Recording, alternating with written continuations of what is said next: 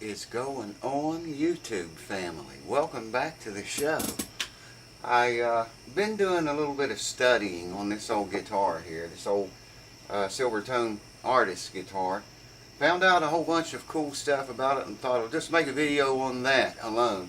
So we're not going to do any repair work today, but we're going to talk about a very historic guitar, and we're going to take the old endoscope and go inside the F-holes here and look around inside. This guitar is 75 years old. It never dawned on me being that old in the last video. I knew it was old, but I didn't think, never thought about it being that old. 75, 73, 75 years old. The owner of the store that contacted me to fix it, I guess he has technicians, and I don't know if there's any luthiers work there, but he has some technicians does repair work and setups and stuff. Did not want to tackle this, so he called me, and I brought it home and checked it all out. Gave him a price. I would have to take the back off of this guitar to, by the way, let me show you one thing I found while I'm thinking of it. Check this out. Look at that.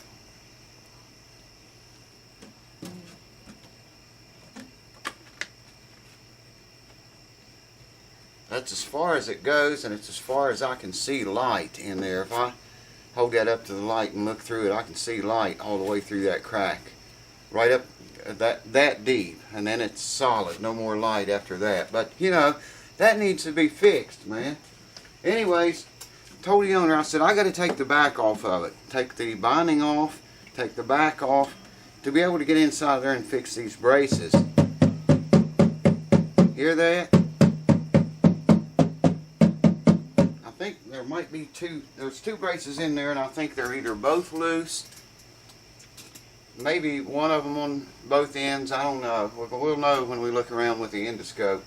But the action's terribly high on it. I mean, right now, as it sits with the bridge and saddle as low as it will possibly go, the action at the 12th fret, dig this, is 14/64 on the bass string. 14/64, baby. And 12/64 on the high E string at the 12th fret. That's ridiculously high. But that's what it is. And like I say, they've taken out the adjustment nuts, I guess you would call them, rings, whatever. They've taken them clear off. They're not even here. And the bridge and saddle is set down as low as it will possibly go. Now I'll bring you over here, we'll take a closer look in a minute. I can remove material from the bottom of this saddle, but I don't think it's even going to be enough at that rate. I don't think I'm going to be able to remove enough of it to get that action down, at least to make the guitar playable again. And I was looking at it. If you look really close, I don't know, it don't look good, man. It just does not look healthy at all. Of course, I probably won't either if I live to be 75. Let me bring the camera over here closer, and I'll show you what I was told to do. I gave him a price on taking that back off and going in there and fixing these braces. So he had to contact the owner, and the owner said that he didn't want to put that much in it. It was too much. So I was told just to set it up, put strings on it, set the thing up and make it playable, and clean it up a little bit. And I was told specifically to do whatever I had to do to the bridge and saddle back here to make it playable. That's what I'm going to have to do, is irreversible. I mean, if he ever does get the braces and stuff fixed in there, he's going to have to find another one of these bridges and saddles, because I'm going to have to dig into both of them, the bridge and the saddle, or the bridge legs, I guess you would call that, these. Let me bring the camera over here and I'll show you. It'll make more sense. Check this thing out, man. Silvertone Artist. This is as far as I can find out on the internet, it's a model 293 or a 295, one of those two. These guitars were introduced in the fall of 1941 and discontinued in the summer and spring of 1943. They only made them 2 years. So it's 73 to 75 years old. Maybe here you can see the action on the thing. It's just incredibly high. What did I say? 1264s right there at the 12th fret. But it's a cool guitar. I mean, you know, it's not a high-end guitar, but it's definitely worth trying to save, I would think, spending a little bit more money than that on it. They call this model the Master Size. I told you it was a big bastard. It's really big. And it's called a Master Size. I guess they made a lot of different size guitars.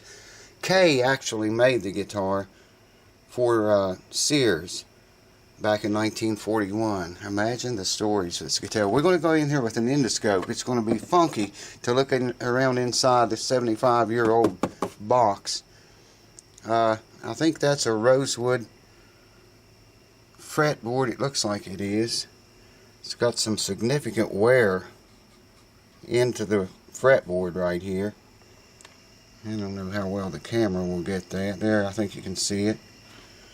Hey, you know, as much as it's been played, man, the frets really don't look that bad at all.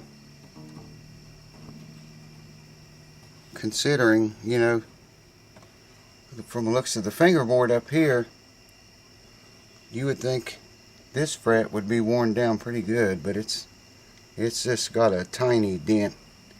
Little one right there. Looks like someone played an A chord a lot. But yeah, like I showed you back here, this is there's a big open gap back there, a crack. There's a crack. It runs right down through here. That's where that bass bar is. I can feel it in there. I can feel another one running right down through here, and it's cracked pretty bad right there. Right there. And right here it's starting to crack. Maybe a little bit right there. Okay, now the interesting part is the neck is fairly straight. It doesn't have a truss rod, so there's not a whole lot we can do there. But if I run a straight edge down, straight down the neck, okay, see what I'm doing here. Run the straight edge or straight down the neck. Look at that. According to that, I'm going to have to cut that saddle, sand it down in half. Almost in half, just to make it playable. And these little wings right here, there's not going to be any wing left if I sand it down that much. Now, I can take a little bit off of these legs instead of so much off of the saddle, if you see what I mean there.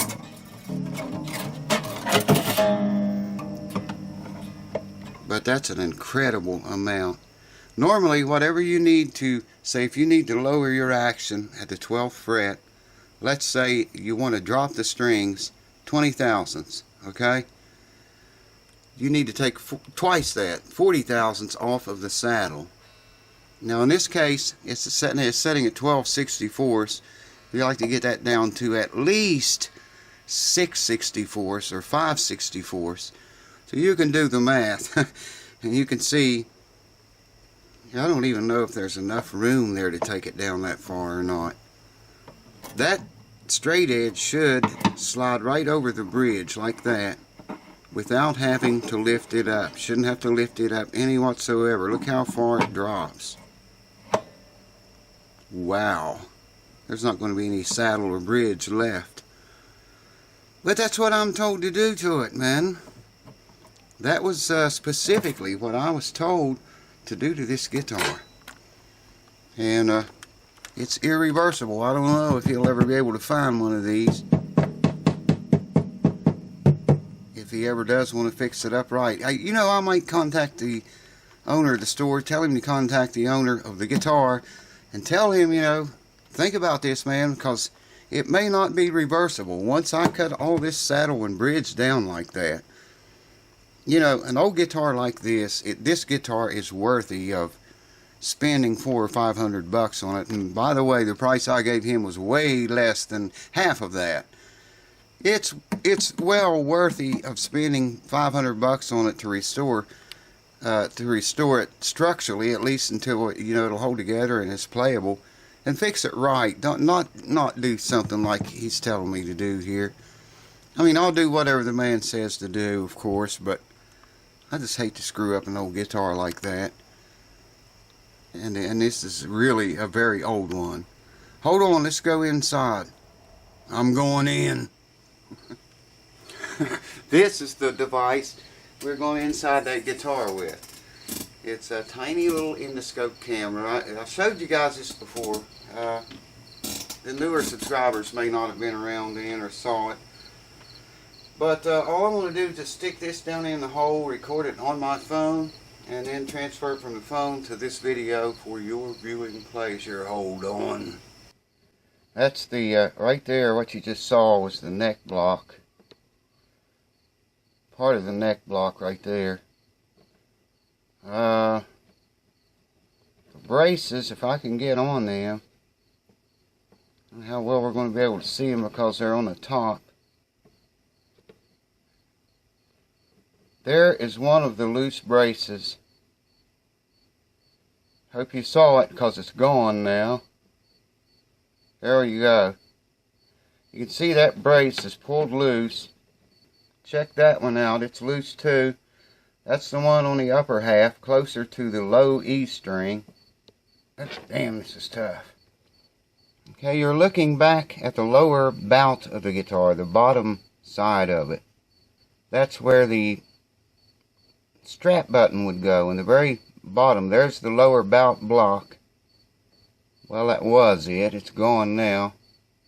You can see it coming into the picture there. I thought it looks like a mushroom growing on the side of it. That brace doesn't appear to be loose, but when I tap on it, I know it is loose because it's the one of the ones that rattles the most. Now here you can see that brace definitely is loose. And that's where one of the cracks is in the top of the guitar. Runs right along this brace right here. You can see the glue on that brace. But you can see there where it's definitely warped and pulled loose from the top of the guitar. Here's the other end of that same brace. And you can see it's pulled loose there too. This is in the lower bout, back in the biggest part of the guitar body. And that brace is definitely loose. It's not broken though, so that's good.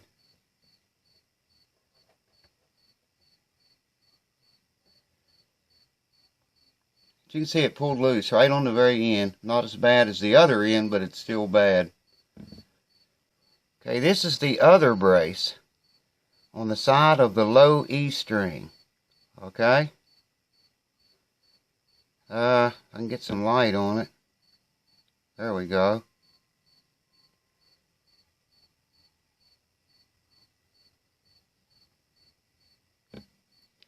It looks like it may be loose too. I see some squeeze out there on it. That was done 75 years ago. But hey, the brace is not broken. Now you can definitely see that brace is loose. That's the one on the high E string side.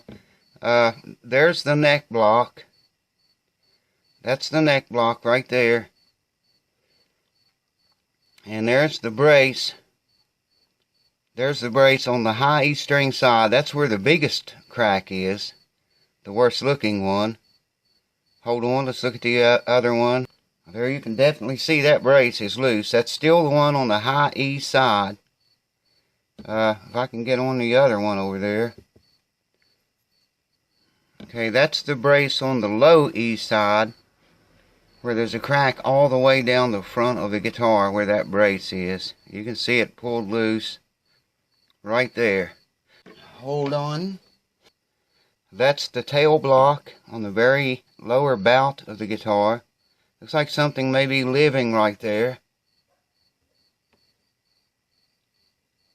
But there's the tail block. I haven't seen any writing or any numbers or anything like that whatsoever inside of here. 75-year-old guitar, folks. We're looking at dust. That's probably older than all of us. Okay, this is looking up from the high E side, looking from the lower bout up to the upper bout. There's the neck block. Let me get some more light here.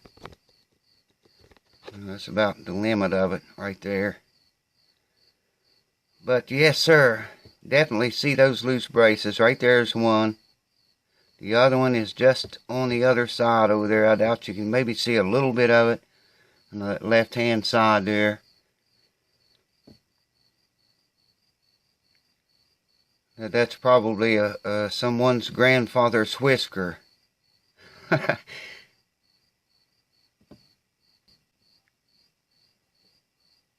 Holy shit, we found an egg. An egg, a dinosaur egg. Gotta have a closer look at this. Anybody have any idea what that is? I guess it's a dust ball inside of the 75-year-old guitar. A dust ball. It's the size of, in real life it's about the size of a pea, but it looks awfully big through this camera. 75 years of dust crumbled into one single ball. I see hair in it, whiskers, whatever it might be. Very interesting.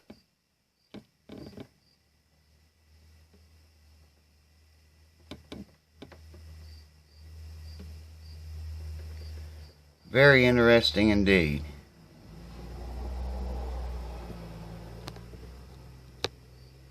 Whatever it is, there it is. Hold on. So there you have it, folks, a look inside of a 75-year-old guitar.